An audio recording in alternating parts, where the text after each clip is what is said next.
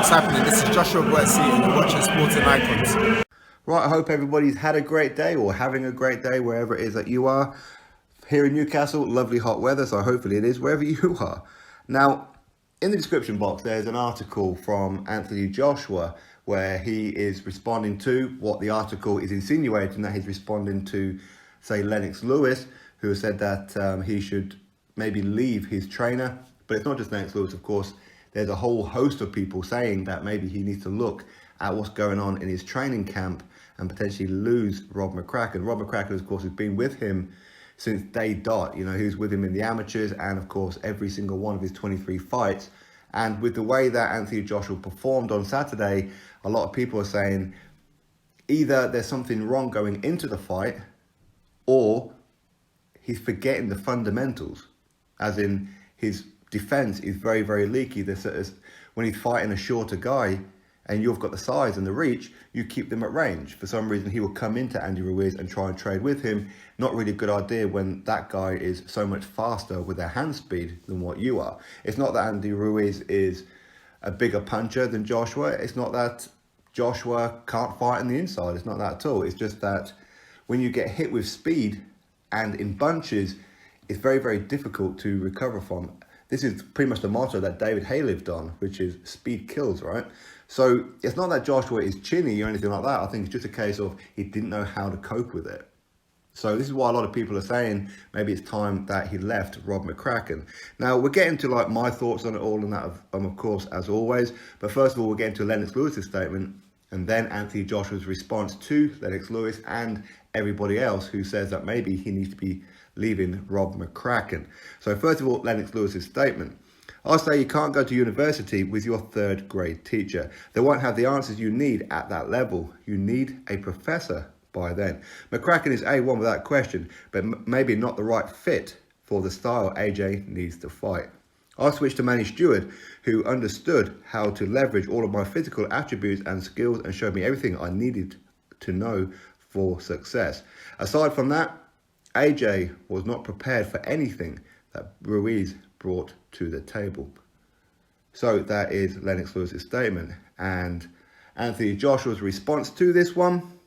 I took my first professional loss. How to explain that feeling? It's happened to me before in the amateurs, but I feel like those times I lost years back have made me a stronger person. This hasn't really changed me, my work ethic, my mindset, what I stand for, the people I'm still loyal to. My trainer Rob McCracken, my amateur coach at Finchley ABC. I'm still going to be working with these guys. They'll teach me everything that I need to know. I'm the one who has to adjust, analyse and do my best to correct it and get the job done in the rematch. Boxing is part of my life and I'm a champion at heart. Congratulations to Andy Ruiz. He has 6 months or so to be a champion because the belts go in the air and he has to defend them against myself. So that's Anthony Joshua's statement. So let's have a little look at Lennox Lewis's one first. So what he's saying is when he lost, it was to Oliver McCall. Now again, I'm going on memory here. I'm pretty sure that Manny Stewart was actually in the corner of Oliver McCall when he defeated Lennox Lewis. But with Lennox Lewis, he got caught with a shot. He went down, he got up, the referee called it off. Some say too early, some not. Either way, he took that loss and it was from one punch. And even then, he changed trainers. Did he change straight away? Again, I'm not entirely sure, but he ended up with Manny Stewart, as in the guy who was in Oliver McCall's corner when he defeated Lennox Lewis. But of course, he did take another loss to Hasim Rahman, but again, he avenged that one too, and eventually with Oliver McCall. Much like he did with a draw with Evander Holyfield, he avenged that by getting a win also. So it worked out for Lennox Lewis, and a loss for Lennox Lewis, or even a couple losses for Lennox Lewis, didn't harm his career. At the time, a lot of people saying, oh, he's chinny and blah, blah, blah. He's overconfident. He hasn't learned anything or whatever it may be. But then eventually when you start maturing and coming into your own as a professional, finding your own feet, if you like, that's when you start to really, really see who people are made of. And Lennox Lewis rose to the top. Okay, and a lot of people will say Lennox Lewis is the greatest heavyweight of all time, or certainly of recent era. It's what a lot of people say. But at the time when he lost, people weren't saying that. They really weren't. Much like they're not with Anthony Joshua. He took one loss. People are saying, oh, it's all over, throw him on the trash heap, etc., etc. But what Lennox Lewis is saying here as well is that Rob McCracken is an excellent trainer, but you can't go to university with that trainer if they are a grade 3 teacher. What he's saying is Rob McCracken is predominantly a trainer of amateurs.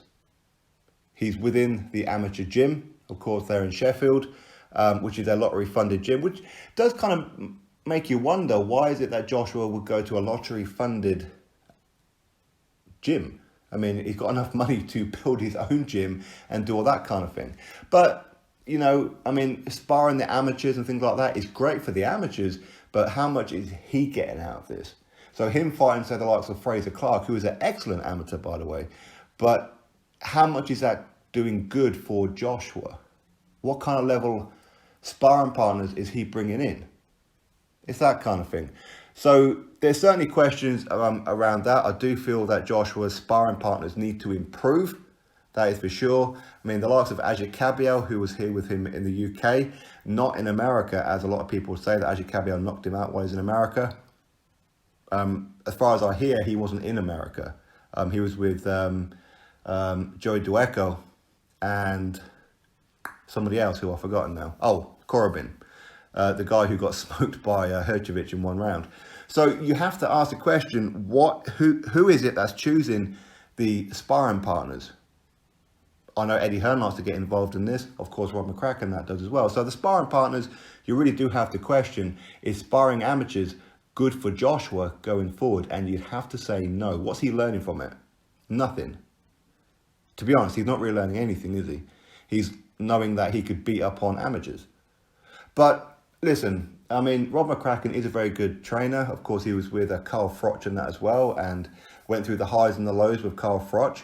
So he is an excellent, excellent trainer. But what Lennox Lewis is saying is that because he is around amateurs and that all the time, and he trains other amateurs, that's not really what you need to conquer the world level. You need a proven trainer who has been there, seen there, done it, and stayed there. In other words, a trainer who's solely focused on you and your career as an elite fighter, not bringing in amateurs. So incidentally, you're helping out those guys for the future, which is nothing wrong with that. Just that when you're preparing for a major fight and you're in camp, amateurs are not the way to go. You can do that in your off time, that's fine, of course, but ultimately not really a good thing to do in camp. Or at least that's my point of view from it anyway. And I'm pretty much presuming that's what Lennox Lewis is saying. But for Anthony Joshua to respond and say, listen, you know, I'm going to stay loyal to Rob McCracken and his amateur coach at Finchley ABC. Listen, boxing is a very, very short-lived career. But ultimately, listen, if you were to change trainers, maybe he would change. Not necessarily for the better. I mean, who knows Joshua better than Rob McCracken? Rob McCracken knows how to get the best out of AJ. He's been with AJ for a long, long time. So a switch of trainer right away from the opening after one loss, not really something that I particularly favour, but I'm not against it either. You know, I am kind of sat on the fence with it. For me, I do love loyalty, but the thing is, ultimately, it is your career. And if Rob McCracken isn't teaching you what you should be knowing by now, then something does need to change. And it's not just Rob McCracken, it's a whole team. He has a whole entourage of people around him. Some of them, I mean, what is it that they do? Are they just a distraction? Are they there just to get paid? I mean, what is it that they do? Hopefully, each and every one of them has their purpose. Okay? You don't need to employ somebody to carry the spit bucket. You really don't. But, I mean, for me, as I said, listen, I'm on the fence as to whether or not AJ should be switching trainers. I mean, listen, if AJ was making the same mistake fight after fight after fight, you could probably argue that, yeah, maybe there's something wrong. But with Andy Ruiz, something happened before that fight. I'm convinced of it. What it was, I couldn't tell you. I mean, I could give it my best shot, but it may not be the truth. The only person who knows this is Joshua and, of course, Rob McCracken and that as well. I don't believe Eddie Hearn would have known. It's possible he did, but for me, I just think that when you look back at his fight with Alexander Povetkin, certainly the first 2, maybe 3 rounds, Povetkin was hitting him with shots that he should have been training for. That overhand left hook of Povetkin is what he does each and every fight. Povetkin was throwing that against Joshua and clipped Joshua a couple of times. So it makes you wonder, what is it that he does? He seems to struggle against shorter opponents. So there's something wrong there, and he isn't improving in that area.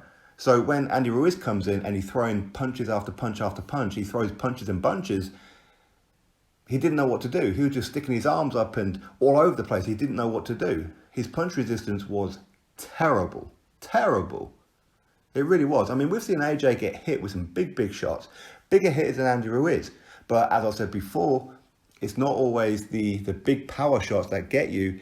It's the ones with speed. It's the ones that you don't see coming. They're the ones that's going to rock you.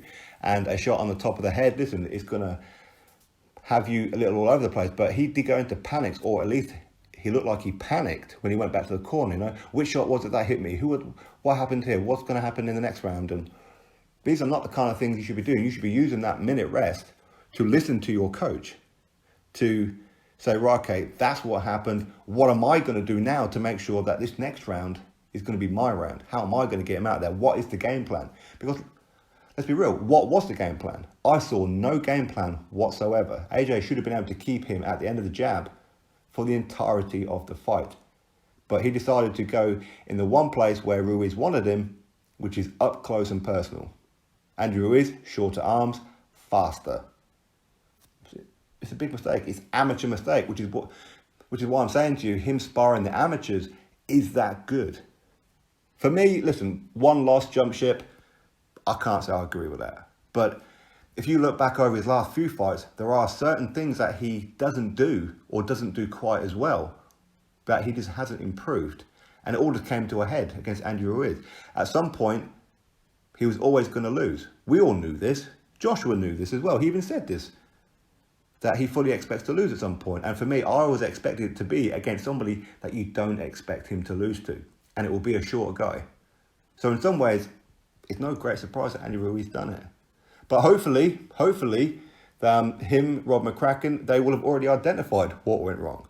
Much like Lennox Lewis when he lost to Oliver McCall, he knew before he left the ring exactly what happened. When he fought Hasim Rahman, he knew exactly what happened and he corrected it. Let's see if Joshua can. For me, leaving your trainer after one fight, no, I don't think so. I don't think leaving your trainer after one fight is a good idea, but I do believe, not necessarily that there's a problem with Sheffield or anything, but I think Joshua needs his own gym. He needs to be around professionals, not amateurs, not training with the kids. Some of these kids are like 10 years old. What's the point? It's good for them, but it's not good for Joshua. That's my whole point. He's at that point in his career where, in my opinion, he needs to be selfish. Anyway, I mean, that's my thoughts and all. I don't think it's really a good plan for him to be leaving a trainer right now after one loss. Certain things need to improve, certain things he hasn't improved over the last few fights. And if he can't get it right against Andy Ruiz next time, in other words, if he takes a loss, or even if he wins but he looks terrible, then yeah, maybe he does need to make that hard decision. I know he looks at Rob McCracken as some kind of like father figure or an inspiration at times, but ultimately you do have to make that call at some point if things don't improve. Ultimately, maybe Rob is trying to teach him this and Joshua is just stubborn. He's just going to do what he does. We don't know, do we? But anyway, I mean, that's my thoughts on it all. Obviously, you drop me yours. Do you think that maybe Joshua should leave Rob McCracken? Drop your thoughts below about it. Click thumbs up and, of course, subscribe. Catch you all on the next video.